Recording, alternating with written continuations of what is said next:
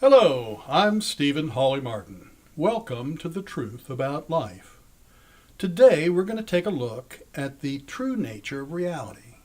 Since the old one, most scientifically minded folks have subscribed to for the past, couple of hundred years, is hopelessly out of date. We're also going to talk about what you and I can do to use this knowledge to make the most of life. If you like this program, let me suggest that you take a look and subscribe to my YouTube channel, Stephen Martin. That's Stephen with a PH. Because there are additional programs there you'll like and new ones being posted all the time. So, as I was saying about the view of reality most educated people have today, it's high time for a new paradigm. Ironically, the new paradigm is very close to an old paradigm that existed before Judaism, before Jesus, before Buddhism or Islam. Anthropologists tell us that way back then, humans felt at one with nature. They felt they were an integral part of the ecosystem. The divine showed itself in many forms and was present in all things. Everything came from a divine ground of being. All was thought to be part of one unified whole. Each plant, each animal, each human, the moon, the stars, everything was an aspect, an extension of the divine. Perhaps you already believe that what I just said describes the reality in which we find ourselves. But I assure you that paradigm is not held by most of the public today. Today, perhaps most Westerners think the universe happened by accident, and that it's an assembly of parts. Why? Because that, my friends, is what traditional science teaches. Today, I'm going to give you ammunition to use to change those beliefs. First off, how did the mistaken belief come about? As evolution proceeded and humans grew more self-aware, they began to feel separate and apart from all that is. It's my belief that the myth of Adam and Eve recalls the time when humans achieved a level of objective awareness where they realized they no longer had to heed the still small voice within, and they cut the cord by exercising free will. No longer seeing God in themselves and in others, we humans conjured up gods outside ourselves. The worldview that came to be had man in the middle between two worlds, a place the Chinese referred to as the Middle Kingdom. The gods lived above the clouds. Below the Middle Kingdom, what caused it to be in the middle, was the underworld, the home of the dead. Different cultures had different takes on this three-layered universe. Then as now, ideas about God and gods differed depending on the group one belonged to. The Egyptians had the sun god Ra. The Canaanites had Baal. The Jews had Yahweh, the God of Abraham. The Romans and the Greeks had a Parthenon full of gods. Then along came Jesus of Nazareth, and the idea emerged that only one God ruled over creation, although he did have angels and eventually saints who took up some of the positions left by the departing Roman and Greek gods. A fallen angel, Satan, replaced Hades. The place below ground became hell rather than the underworld. This view held sway for better than 1,000 years, but was destined to change again because of the discovery by Christopher Columbus that the world was round. Even so, the earth remained at the center of the universe. Now heaven, the dwelling place of God, was seen as being somewhere above the stars. Hell was still beneath the ground, down where it was hot, the place where molten lava spewed and volcanoes erupted from. But it wasn't long before this worldview had to be updated. In the 16th century, a fellow named Nicholas Copernicus determined that the sun was at the center of the solar system. The church, the authority back then, as science is today, pretty much ignored this concept because it didn't go along with accepted canon. But a century later, along came Galileo, an astronomer who championed Copernicus's assertion. In 1675, a Dutchman, an amateur lens grinder and microscope builder, saw for the first time tiny organisms he called animalcules living in stagnant water. At the time, the idea of creatures so small they were invisible to the naked eye, that they entered the body to make a person sick and sometimes die, would have seemed totally absurd. It was thought demons and the devil caused such things, or that God did it to punish sinners. In 1692 in Salem, Massachusetts, 14 women and 5 men were executed because they were thought to be witches in league with Satan. Even so, a new day was dawning, a period referred to as the Age of Enlightenment, and sometimes the Age of Reason. An English philosopher, Thomas Hobbes, had argued that, aside from God, the first cause, who created the material world, nothing existed that is not of the material world. The logic he used was simple. How could it if God created everything? This view was ultimately to lead to the great clockmaker theory, the idea that the universe was created by God, who wound it up, let it go, and was no longer involved in its operation. Many of the founding fathers, such as Thomas Jefferson, subscribed to this view. Hobbes had a major impact on the Age of Enlightenment, but the big kahuna was Sir Isaac Newton, an English physicist and mathematician. Certainly one of the most influential men of all time, his work and writings laid the groundwork for most of classical mechanics. Newton described universal gravitation, the 3 laws of motion, that dominated the scientific view of the physical universe, at least until the advent of quantum mechanics. It's safe to say Thomas Hobbes' materialistic view of reality, coupled with Newton's mechanistic view, is the bedrock of scientific thinking today, except among quantum physicists. In 1859, Charles Darwin published On the Origin of Species, which introduced the theory that populations evolve over the course of generations through a process of natural selection.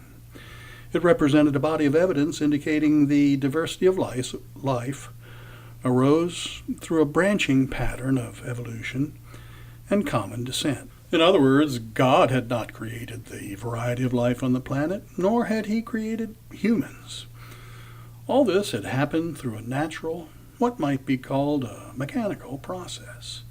This became accepted as fact among the educated classes. But astute scientists then and now realized something was missing from Darwin's theory, something important.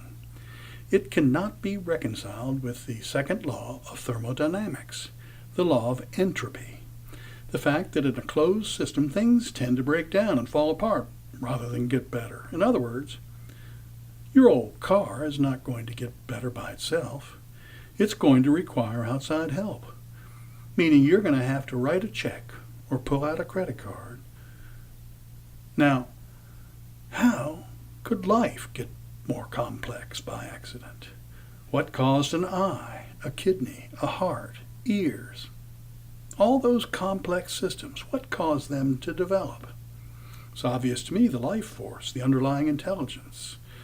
The divine ground of being is the counterbalance to entropy.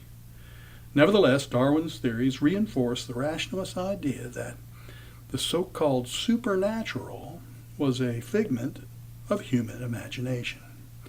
Life and its diversity were the results of a natural process known as survival of the fittest, coupled with the environment in which a particular species had evolved. Intelligence, mind, and consciousness had evolved as life had evolved, and had reached its pinnacle in humans. Mind and intelligence were produced by an organ, the brain, which had resulted from this evolution. Now, in the early part of the 21st century, this worldview continues to be the only socially acceptable one in certain circles. But there are signs it's beginning to crumble. Hundreds of thousands, perhaps millions, have shifted to a new worldview based on a new branch of science called quantum mechanics. The findings of scientific research do not fit the materialistic worldview mold in quantum mechanics. For example, Einstein's equation E equals mc squared tells us that matter and energy are one and the same. The truth is, reality and matter are not what they seem. Matter, or mass as it's referred to in this formula, is the equivalent to energy and vice versa. Time passed and quantum physicists came along who expanded on Einstein's work. Nobel Prize winner Niels Bohr, for example, is quoted as having said, "Everything we call real is made of things that cannot be regarded as real." Nevertheless, every other branch of science seems to pretty much have turned a blind eye to quantum physics, except perhaps a few considered to be quacks. Take J.B. Rhine, for example, who moved from Harvard University to Duke in the 1930s to set up a parapsychology laboratory. Between 1930 and 1960, he established that ESP, extrasensory perception, exists and is in fact real. He also demonstrated that psychokinesis, mind over matter, is real, at least to a degree. But his findings were either scoffed at or ignored by the scientific community back then, just as they are today. In the 1960s, a polygraph expert named Clive Baxter demonstrated that living plants tune into the thoughts and intentions of humans, as well as other aspects of their environment, thus indicating that some sort of hidden mental connection exists between living things. His findings were ridiculed, but have since been confirmed by other researchers. In 1978, a young man with an MD from Georgia Medical School named Raymond Moody published a book called Life After Life, in which he detailed the experiences of people who had been clinically dead and resuscitated. Since then, a multitude of such books have been written. Also in 1978, a psychiatrist named M. Scott Peck published a book that became a huge bestseller called The Road Less Traveled. Among other things, Peck's book dealt with the phenomenon of grace. Peck wrote that grace will remain unexplainable within the conceptual framework of conventional science and natural law as we understand it. Grace is the unseen force that brings the best possible results out of unfortunate events and circumstances. The truth we've all seen at one time or another, that every cloud has a silver lining.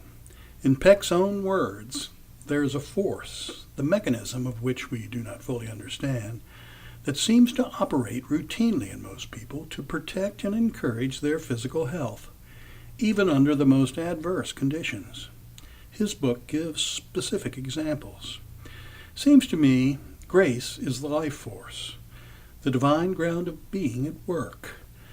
In 1979, Gary Zukav published a book called The Dancing Woolly Masters, which explains the basics of quantum mechanics in everyday language. Zukav concluded that the philosophical implication of quantum mechanics is that all the things in our universe, including us, that appear to be and exist independently, are actually parts of one all-encompassing organic pattern, and that no parts of that pattern are ever really separate from it or from each other. In the mid-1980s, a television series appeared on PBS called The Power of Myth, featuring author and Sarah Lawrence College comparative religion professor Joseph Campbell. These programs made an impact on a significant segment of the public and opened many eyes to the possibility of the existence of what might be termed a spiritual dimension. This can be summed up using Campbell's own words. Anyone who has had an experience of mystery knows there is a dimension of the universe that is not available to his senses. In 1994, Rupert Sheldrake, a British biochemist, published a book called A New Science of Life. The editors of the British journal Nature called his book the best candidate for burning there has been for many years. Sheldrake is a graduate of Cambridge University and a former Royal Society's research fellow. He asserts in his book, and many others he's written since, that the growth, development, and the programmed behavior of organisms are governed by fields, like fields of gravity or electromagnetism, and that these fields change and evolve as a species changes and evolves.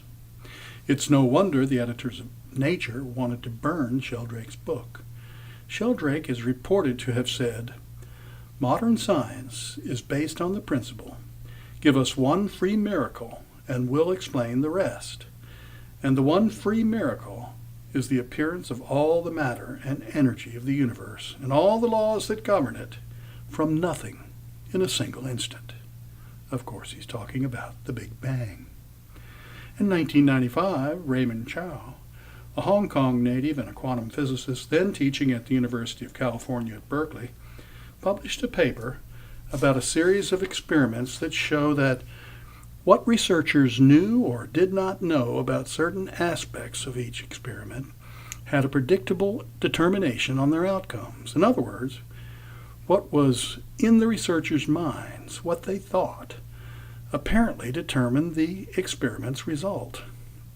In a Newsweek article reporting on this, Nobel Prize-winning physicist Richard Feynman was quoted as having said, "This is the central mystery of quantum mechanics, that something as intangible as knowledge can change something concrete." Only 5 years ago, in 2010, a scientist was able to prove beyond the shadow of a doubt that it's possible for bona fide mediums to relate accurate and specific information about deceased individuals to living loved ones under blinded conditions, without the use of fraud, visual or verbal clues, or any other possible deceit or deception. The scientist's name is Julie Bichel, and she has a PhD in pharmacology and toxicology from the University of Arizona. There is much more evidence the 19th century materialistic worldview needs to be scrapped, but my time here is limited.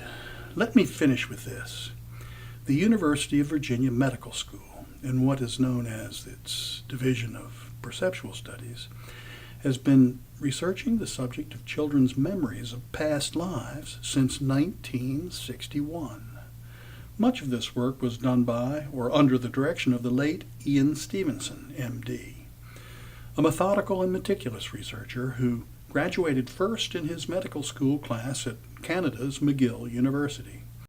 Dr. Stevenson wrote a shelf full of books on this subject, having verified and documented more than 2,500 cases.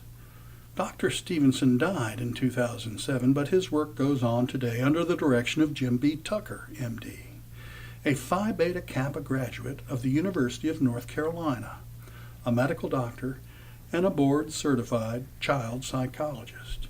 Dr. Tucker, by the way, was raised a Southern Baptist.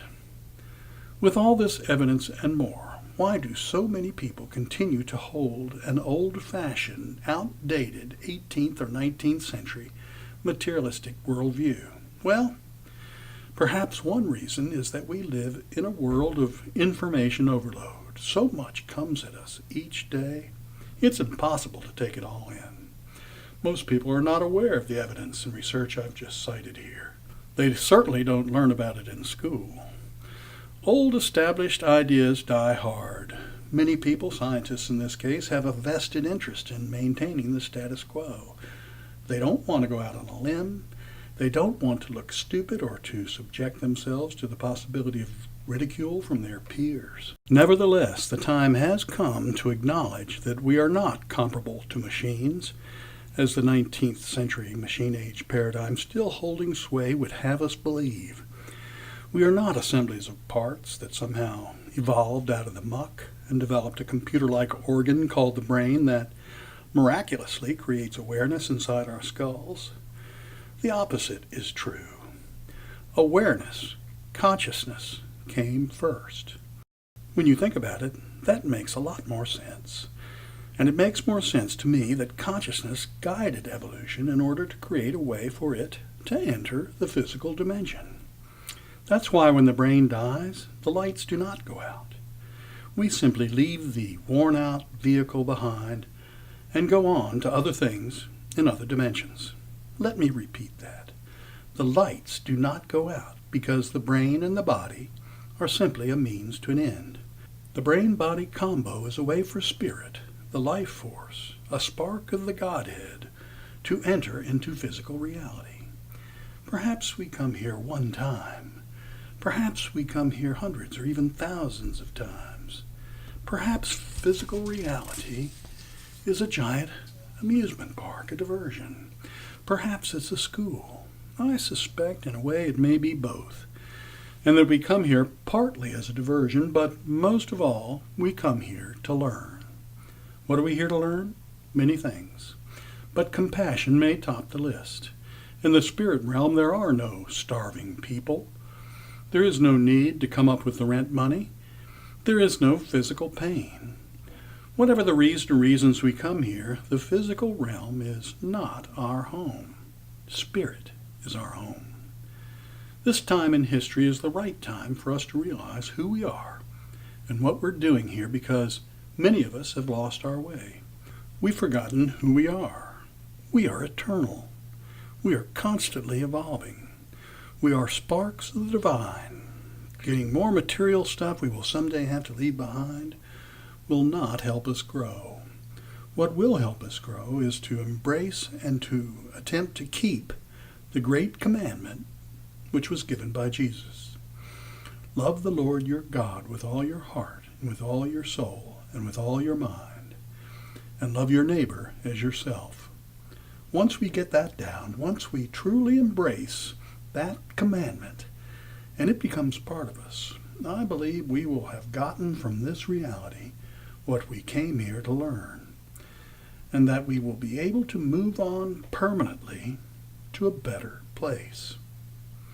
I guess that's all I have to say. Thank you for watching this video.